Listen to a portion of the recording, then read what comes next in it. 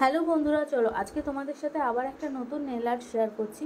তো এখানে দেখো ক্লায়েন্টের হাতে কিন্তু নেল পলিশ ছিল, সেগুলো ভালো করে রিমুভ করার পরে তারপরে দেখো আমি ভালো করে কিউটিক্যাল পুশ করে কিউটিক্যাল কাট করে নিচ্ছি। কিউটিক্যালগুলো ভালো করে কাট করার পর ড্রিল মেশিন দিয়ে সুন্দর করে আমি ফাইল করে নিচ্ছি।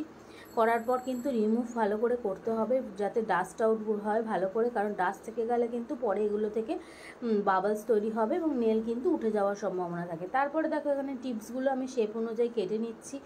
কেটে নেওয়ার পর এখানে আমি একটু হালকা কফিন শেপ করেছিলাম, প্রপার স্কোয়ার করিনি। এবং দেখো তারপরে জেল অ্যাপ্লিকেশান করছি। জেল অ্যাপ্লিকেশান প্রত্যেকটা নেলে করার পর সেটাকে 60 সেকেন্ড করে আমি কিওর করেছি প্রত্যেকটা নেল। এবং 60 সেকেন্ড কিওর করে নেওয়ার পর দেখো ভালো করে অ্যাসিটন দিয়ে ফ্রি দিয়ে আমি ট্যাকি লেয়ারটা উঠিয়ে নেওয়ার পর আবার ফাইলার দিয়ে সুন্দর করে ঘষে নিচ্ছি। এবং দেখতেই পাচ্ছ ভালো করে যাতে মানে কোনো উঁচু নিচু কোনো কিছু না থাকে, কারণ আমরা জেল অ্যাপ্লিকেশনের পরে কিন্তু আমাদের আপ ডাউন হয়ে যায় স্পেসটা। তো তারপরে দেখো এখানে আমি ভালো করে ক্লিন করে নিয়েছি অ্যাসিটন দিয়ে। ক্লিন করার পরে এখানে পিঙ্ক কালারের পলিশ করে নিয়েছি এবং রিং ফিঙ্গারে অমড়ে করছি। এবং অমড়ে করার পর রিং ফিঙ্গারে কিন্তু এখানে আমি 3D আর্ট করেছি এবং দেখতেই পাচ্ছ। তারপরে টপ কোট দিয়ে সিল করেছি। তো কেমন হয়েছে নেল আর্টটা অবশ্যই তোমরা জানিও।